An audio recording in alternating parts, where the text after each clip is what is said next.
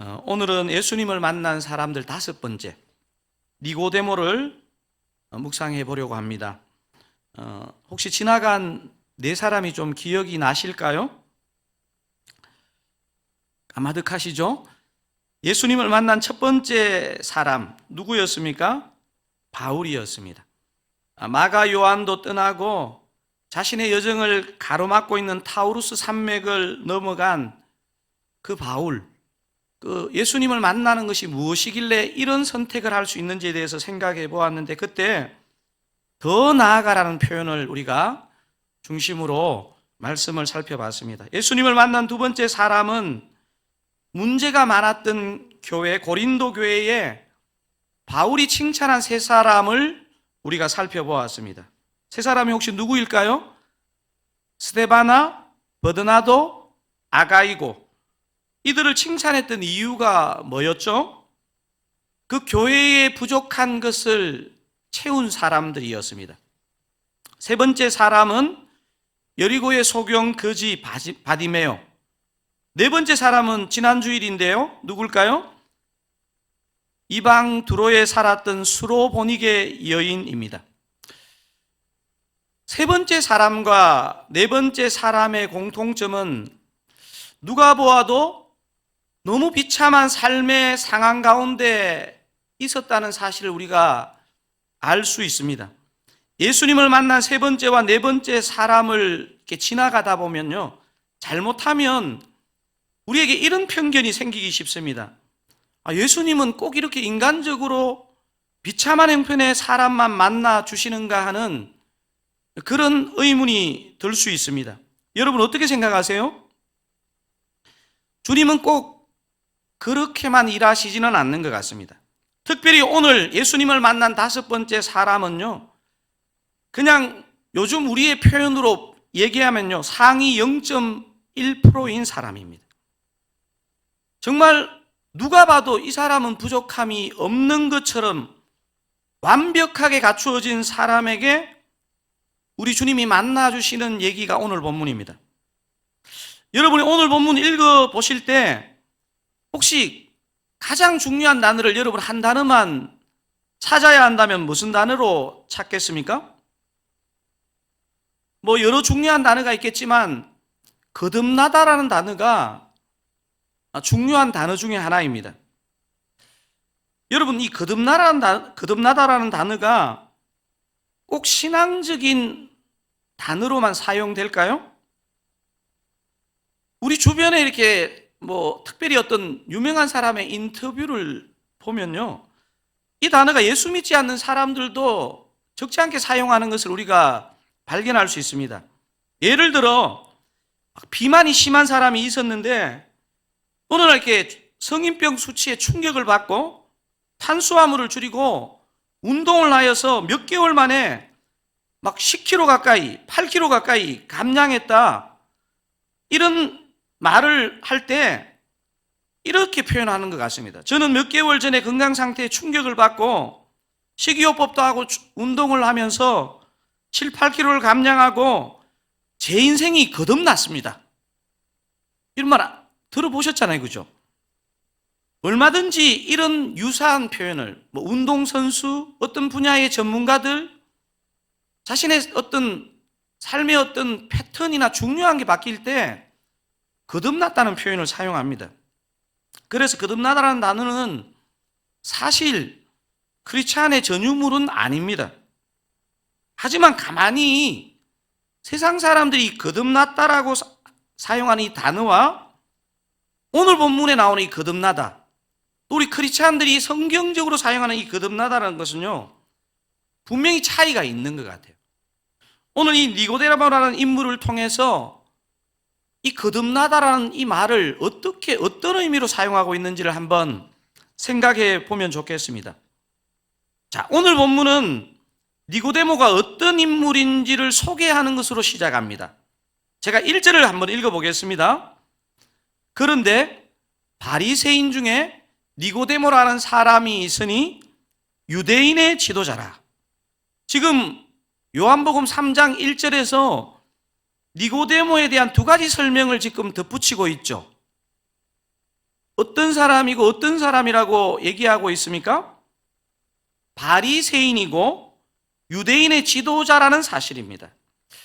제가 보니까요, 이게 참 2000년, 3000년 이런 시간차가 있기 때문에 우리가 사실 몇 개월 전, 몇 년 전의 얘기도요, 그 상황에 안 들어가 보면 느낌이 전혀 다르거든요. 우리는 바리새인에 대한 편견이 있는 것 같아요. 우리 생각 속에 예수님께 가장 자주 강하게 깨진 사람이 바로 바리새인인지라 우리도 모르게 본능적으로 바리새인 나오면 딱 무시합니다. 에이, 바리새인. 그런데 여러분, 사실 예수님 당시에 유대 사회에서 가장 존경받는 부류가 바리새인입니다.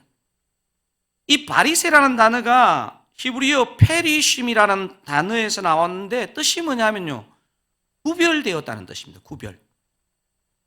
그러니까 요즘 우리말로 하면요, 구별된 크리스찬, 거룩한 크리스찬, 이거 얼마나 영광스러운 얘기입니까? 니고데모는 당시 경건한 유대인이었고 또 어떤 사람이라고 표현되어 있습니까? 유대인의 지도자 이렇게 되어 있습니다. 여러분 성경에 보면요, 이 지도자라는 단어 앞에 각주가 하나 달려 있을 거예요.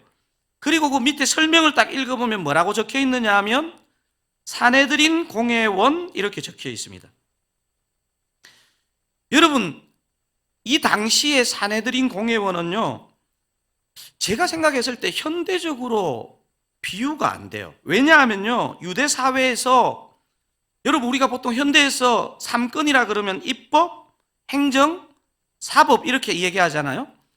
종교가 엄청 중요했던 유대인들에게 종교의 권력까지 가지고 이 사부의 권력을 가진 최고의 권력 기관이었습니다. 여러분, 그리고 미국의 상원, 한국의 국회의원하고 비교할 수 없는 게요, 수적으로도 엄청 소수였습니다. 대제사장 1명을 포함해서 71명으로 구성되어 있습니다. 그래서 이들은 로마 제국의 지배를 받고 있었기 때문에 사형을 제외하고 모든 것을 이들이 결정할 수 있었습니다. 예수님 돌아가실 때 니고데모가 장례를 치르기 위해, 여러분 요한복음을 읽어보면 이제 이 니고데모가 3번 나오는데요, 이 마지막에 보면 니고데모가 예수님 장례를 치르기 위해 모략과 침향 섞은 것 100리터쯤 가지고 왔다는 표현이 나오는데, 저는 이런 거 좀 나중에 이게 이 부호를 좀 바꾸면 좋겠어요. 이게 우리는 사실 100리터라 이러니까 감이 안 오잖아요.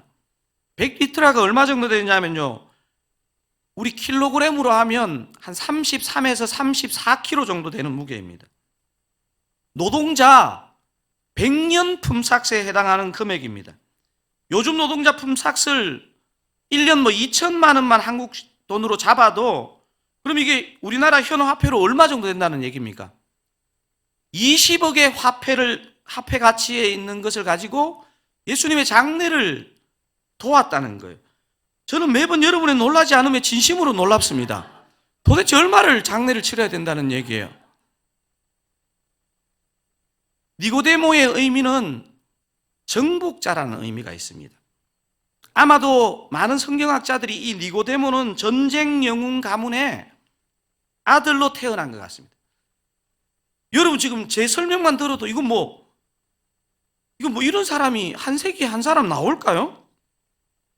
풍삼초 상가에 보면 진정한 행복의 2가지 조건이라는 이 3가에 보면 사람들은 사피를 가지면 행복할 거라고 그렇게 생각한다는 거예요. 사피가 뭐냐면 쾌락, 명예, 권력, 재산 다 가진 사람입니다. 여러분 사실 풍삼초에서 이 네 사피를 다 가져도 사람이 그렇게 안 행복할 수 있다는 것을 이 니고데모를 보면 알 수 있습니다. 사람들 보기에는 너무너무 행복해 보이지만요, 최소한 자기 자신의 마음속에는요 해결되지 않는 문제가 있었던 것 같아요. 그게 바로 오늘 본문의 2절입니다. 여러분 이런 맥락을 가지고 니고데모가 어떤 선택과 어떤 행동을 하는지 한번 읽어보도록 하겠습니다. 그가 밤에 같이 읽겠습니다. 예수께 와서 이르되 랍비여, 우리가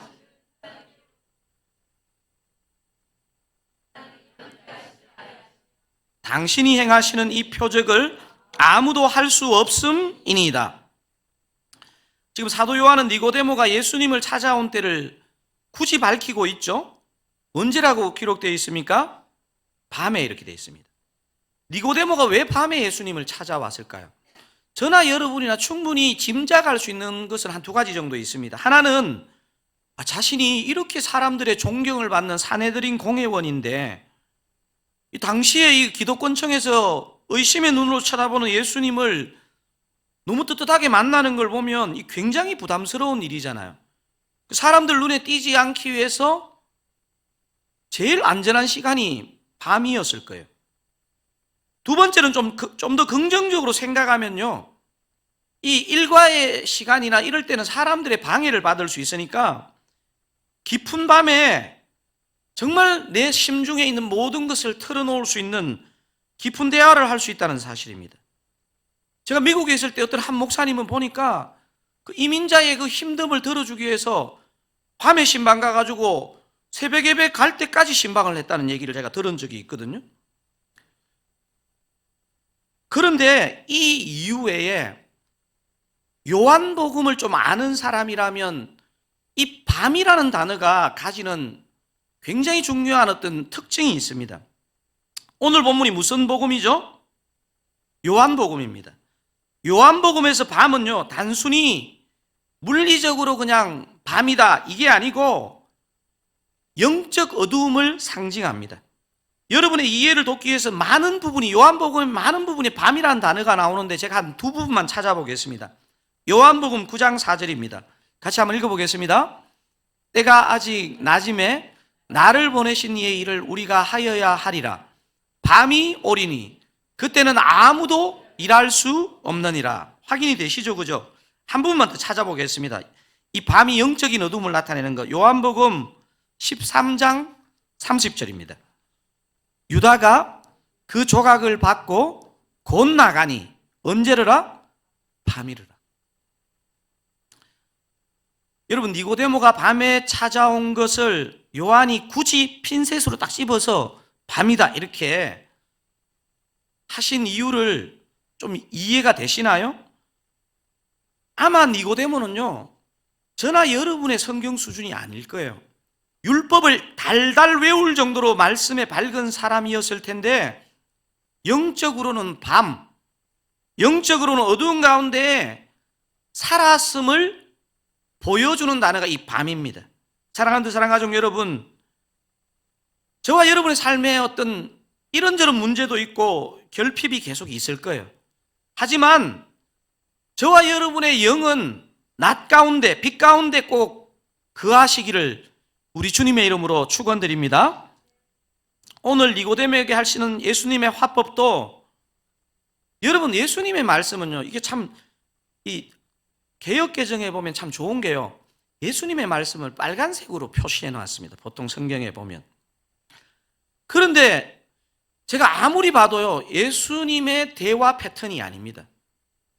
예수님은 기본적으로요, 상대의 얘기를 그냥 다 들어주고 대화의 가장 마지막에 뭐 어떤 치유의 명령이나 오늘 너에게 구원이 이르렀다 이렇게 얘기하시는 분인데, 오늘 예수님의 화법은요, 평소 때 예수님의 모습이 아닙니다.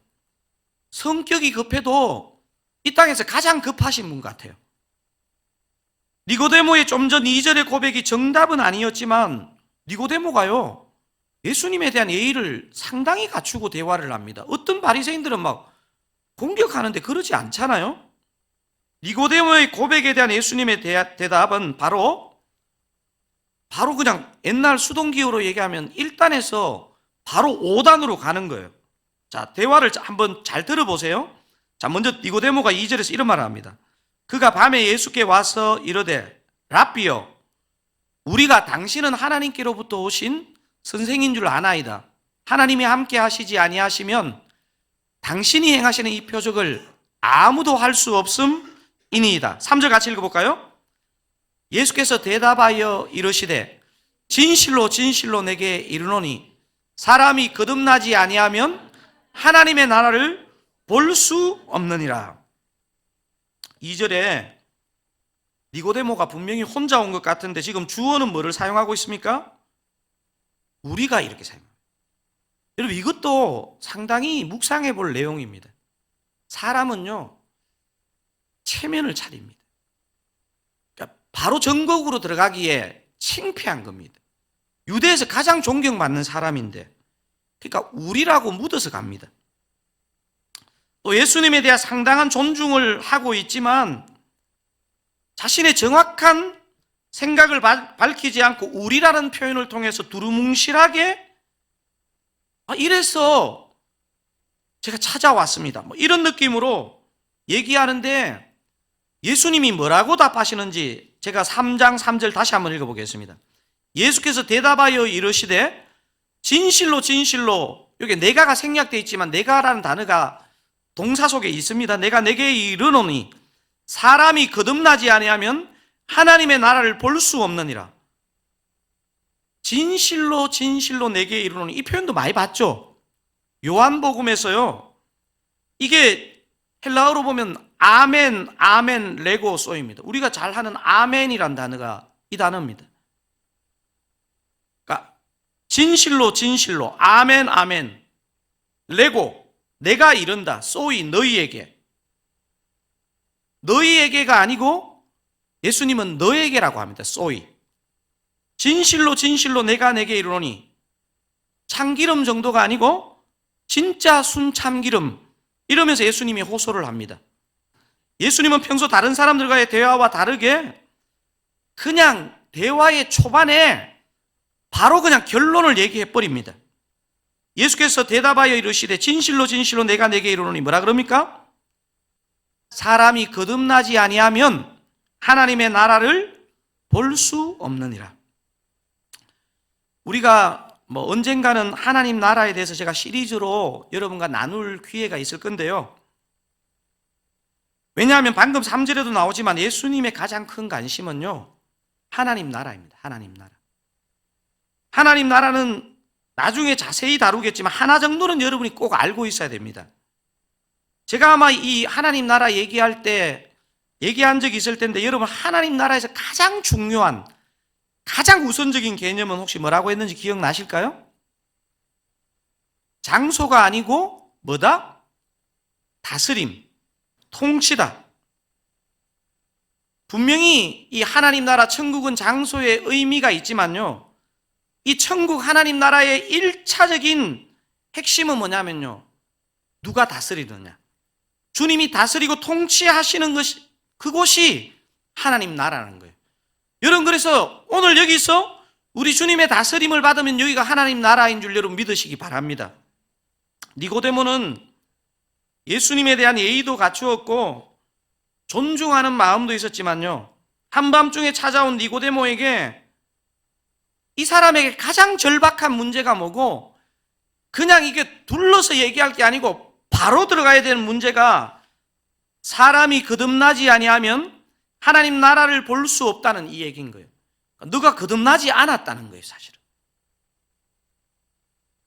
거듭나다에 해당되는 이 단어에 이 두 단어가 합성된 단어거든요. 거듭과 나다라는 단어가 합성된 단어잖아요.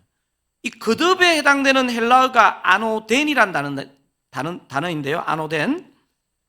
이 한국어 거듭나다의 영어 번역이, 여러분 영어 성경 같은 거 읽어보면 be born again 돼 있습니다. born again. 여러분, 그래서 거듭나는 것을 born again 그러잖아요, 영어로. 근데 사실은 제가 보니까요, 헬라어 아노덴의 이 번역을 개역 개정에서는 거듭이라는 단어로 번역했지만요, 여러분 그 각주에 읽어보면, 그래서 이게 이제 영어로 again입니다. again. 하지만 한글 각주에는 뭐가 있냐면 위에서라는 의미가 있습니다. 그리고 신학적으로 보면요, 이 again이란 이 해석보다 이 above, 위에서라는 이 해석이 더 본질적으로 맞습니다. 그래서 거듭나다의 첫 번째 의미가 born again, 두 번째 의미는 born above, 위에서 나다, 위로부터 나다, 이런 의미입니다. 거듭나다의 세 번째 의미도 있는데요, 완전히, 철저히, 완벽하게, 이런 의미도 있습니다. 이게 영어 단어로 하면 thoroughly라는 단어인데요, born thoroughly. 거듭나다의 거듭의 이 세 가지 의미 한 번만 여러분 마음에 담으시면 좋겠습니다. 첫 번째 의미는 뭡니까? 다시, again의 의미고요. 두 번째는요, 위에서, above. 세 번째 의미는 완전히, 철저히. 한번 외워보실까요? 이 거듭의 세 가지 의미가 뭐라고요? 다시. 두 번째는요, 위에서. 세 번째는요, 완전히, 철저히. 예수님의 이 직진 질문에요, 니고데모가 요즘 표현으로 완전 멘붕이 됩니다. 여러분, 이스라엘에서 가장 똑똑한 바리새인이고 산헤드린 공회의원의 대답을 한번 보시겠습니까? 4절 제가 읽어보겠습니다. 니고데모가 이르되 사람이 늙으면 어떻게 날 수 있사옵나이까? 두 번째 모태에 들어갔다가 날 수 있사옵나이까? 너무 당황하면서 두 번의 의문문으로 하는데 모르겠다는 소리예요, 사실은. 니고데모가 왜 이렇게 횡설수설할까요? 니고데모가 두 번째 어게인은 생각했지만 위에서가 아니고 이 땅에서 수준으로 믿음을 생각한 것입니다. 니고데모가 전혀 못 알아들으니까 예수님이 5절에서 한 번 더 그것을 풀어서 얘기합니다. 이 같이 한번 읽어보겠습니다. 5절. 예수께서 대답하시되 진실로 진실로 내게 이르노니 사람이 물과 성령으로 나지 아니하면 하나님의 나라에 들어갈 수 없느니라. 예수님이 지금 요 짧은 대화에 진실로 진실로 내게 이르노니, 진짜 순참기름 이러면서 또 얘기를 하는데, 사람이 어떻게 나지 아니하면, 물과 성령으로 나지 아니하면 하나님의 나라에 들어갈 수 없다고 합니다. 여러분, 3절과 5절의 차이를 제가 한번 읽어볼 테니까 한번 느껴보세요. 제가 큰 글씨만 읽어보겠습니다. 3절에서 사람이 거듭나지 아니하면 하나님의 나라를 볼 수 없느니라. 5절입니다. 사람이 물과 성령으로 나지 아니하면 하나님의 나라에 들어갈 수 없느니라. 하나님 나라를 볼 수 없다, 하나님 나라에 들어갈 수 없다, 같은 말인 거잖아요, 그죠? 요즘 우리 표현으로 하면 구원 못 받는다, 이 말인 거예요.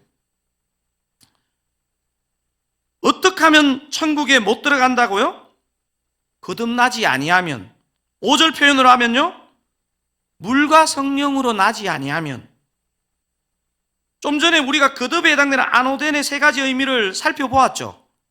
복습, 뭐요? 다시, 위에서, 완전하고 철저히. 여러분, 완전하고 철저히 외우셨습니다. 예수님이 5절에서 이걸 어떻게 부연 설명하시느냐 하면요, 사람이 물과 성령으로 나지 아니하면, 다시 나는 것, 위에서 나는 것, 완전하고 철저하게 나는 것, 거듭나는 것은 사람의 의지, 사람의 노력으로 되지 않는다는 게 핵심입니다. 여러분, born again은요, 사람이 아무리 발버둥 친다고 되는 게 아닙니다. 여러분, 그래서 뒤에 보면 예수님이 바람에 비유합니다. 바람을 우리가 움직일 수 있습니까? 무엇으로 된다고 말하고 있죠? 물과 성령으로. 여러분, 한글 개역 개정에서는 물과 성령으로 이렇게 번역했지만 원어적으로 번역해 보면요, 물, 즉 성령으로 이렇게도 번역이 됩니다. 물하고 성령이 두 가지를 가리킬 수도 있지만 본질은 하나입니다. 뭐라는 말입니까? 오직 은혜로만 거듭난다는 말입니다. 우리가 설교 초두에 세상 사람들도 간혹 내가 거듭났다, 거듭난 생활을 요즘 내가 하고 있다 라는 표현을 사용한다는 것을 언급했습니다. 세상 사람들이 거듭났다고 하는 이 거듭남의 핵심은요, 내 의지로, 내 노력으로 내가 다른 삶을 살고 있다, 이게 포인트입니다. 그죠? 하지만 오늘 본문의 주인공 니고데모도 오늘 세상 사람들이 생각하는 거듭남으로 이해했기 때문에 율법을 달달달달 외우는 바리새인이었지만 영적으로 쩔쩔매고 있는 것입니다. 어린아이도 알아듣는 말을 하고 있는데 유대인들이 가장 존경하는 말씀을 달달 외우는 사람이 쩔쩔매고 있습니다. 저는 오늘 여러분에게 우리 주님을 대신하여서 직진하여 질문하고 싶습니다. 여러분은 거듭나셨습니까? 여러분이 교역자, 순장, 부장, 다음 세대 선생님, 부서의 봉사자로서가 아니고 진정으로 거듭나셨습니까? 여러분의 거듭나심은 무엇으로 증명이 가능합니까? 여러분의 의지입니까? 하나님의 은혜입니까? 여러분은 진정으로 거듭나셨습니까? 여러분의 노력입니까? 아니면 물과 성령으로입니까? 오늘 이 질문은요, 여러분이 주님 나라 가는 그날까지 절대로 피해갈 수 없는 질문입니다. 주님께서 여러분에게 언제든 찾아오셔서 누구누구야, 너 거듭났니? 이렇게 질문할 때 여러분 뭐라고 답하셔야 됩니까? 네, 주님, 저는 거듭났습니다. 너가 거듭난 것을 무엇으로 증명할 수 있지? 이렇게 물으실 때 여러분 뭐라고 답하셔야 하겠습니까? 저의 의지, 저의 노력으로 절대 안 되는 것을 제가 알지만 주님의 은혜로 물과 성령으로 거듭난 줄 제가 믿습니다. 100점 답입니다. 100점. 사랑하는 사랑가족 여러분, 사실 거듭남에 대한 주님의 이 질문과 답은요, 주님이 처음 주신 답이 아닙니다. 우리 주님이 오시기 이미 508, 90년 전에 이미 에스겔 선지자가 자신의 선지서 속에서 이것을 말한 적이 있습니다. 참 신비한 것은요, 이번 주 수요일 그리스도 중심 성경 읽기 이 본문이 지나갔어요. 나 분명히 읽었는데? 한번 확인해 보겠습니다. 에스겔 36장 25절에서 27절 교독하겠습니다. 제가 먼저 읽겠습니다. 맑은 물을 너희에게 뿌려서 너희로 정결하게 하되 곧 너희 모든 더러운 것에서와 모든 우상 숭배에서 너희를 정결하게 할 것이며, 여러분 26절, 또 새 영을 너희 속에 두고 새 마음을 너희에게 주되 너희 육신에서 굳은 마음을 제거하고 부드러운 마음을 줄 것이며, 27절 같이 읽겠습니다. 또 내 영을 너희 속에 두어 너희로 내 율례를 행하게 하리니 너희가 내 규례를 지켜 행할지라. 아멘. 자, 에스겔은 저와 여러분의 마음이 25절에서 정결하게 되는 게 무엇 때문이라고 말했습니까? 맑은 물을 우리에게 뿌려서 저와 여러분의 마음이 부드러운 마음이 되고 굳어진 마음이 부드러운 마음이 되고 우리가 말씀을 따라 행할 수 있는 것은 무엇 때문이라는 겁니까? 새 영, 내 영, 성령이 임해서 가능하다는 것을 말하고 있습니다. 여러분 참 신기한 게요, 상황도 다르고 표현은 다르지만요, 바울도 사랑하는 제자 디도에게 쓴 편지에서 동일한 말씀을 하고 있습니다. 같이 한번 읽어보겠습니다. 디도서 3장 5절입니다. 우리를 구원하시되 우리가 행한 바 의로운 행위로 말미암지 아니하고 오직 그의 긍휼하심을 따라 중생의 씻음과 성령의 새롭게 하심으로 하셨나니. 아멘. 여러분, 이 중생이 거듭남입니다. 자, 우리가 구원받은 게 어떻게 됐다고요? 오직 그의 긍휼하심을 따라 뭐요? 중생의 씻음과 성령의 새롭게 하심으로 하신 줄로 믿습니다. 이번 한 주 우리가 살다 보면 흔들리고 넘어져 설지라도 우리가 다시 일어설 수 있는 것은요, 우리의 거듭남이 우리의 어떤 노력에 있지 않고 물과 성령에 있었기 때문인 줄 여러분 믿으시기 바랍니다. 여러분, 거듭남, 본어게인은요, 우리 인생에 단 한 번입니다. 이거 2번, 3번이라 하면 안 됩니다. 단 한 번이지만 삶의 수많은 순간 본어게인의 증거는 나타나게 되어 있습니다. 여러분, 거듭나는 게 인생에 2번, 3번은 불가능합니다. 단 한 번이지만 우리의 삶의 순간마다 이 시간도 예배드리고 나가서도 이 본어게인을 우리가 확인할 수 있습니다. 제가 이 설교를 마무리하면서 찬송가 한 곡과 바울이 적은 편지 한 구절이 생각났는데요, 제가 이 찬송가는 생각해 보니까 제가 혼자 기도할 때 가끔씩 혼자 부르면서 정말 이렇게 감격하는 찬양 중에 하나인데요, 찬송가 298장인데 제가 한번 1절 한번 불러보겠습니다. 속죄하신 구세주를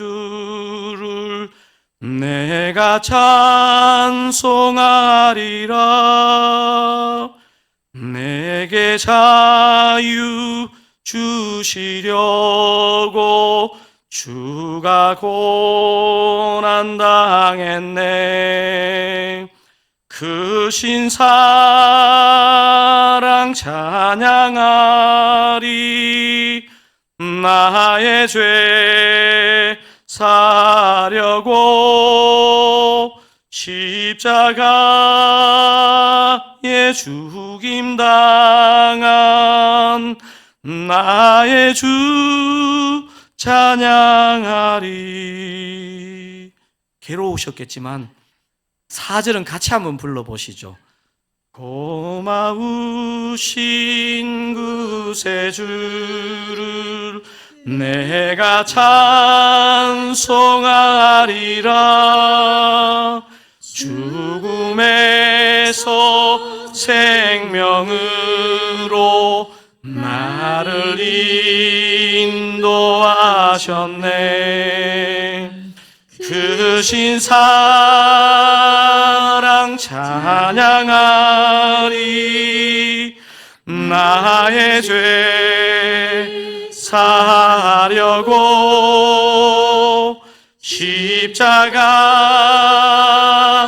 죽임 당한 나의 주 찬양하리. 저와 여러분의 거듭남은 오직 주님의 은혜인 줄로 믿습니다. 이 거듭남의 은혜가 우리 삶에 어떻게 나타나야 할까요?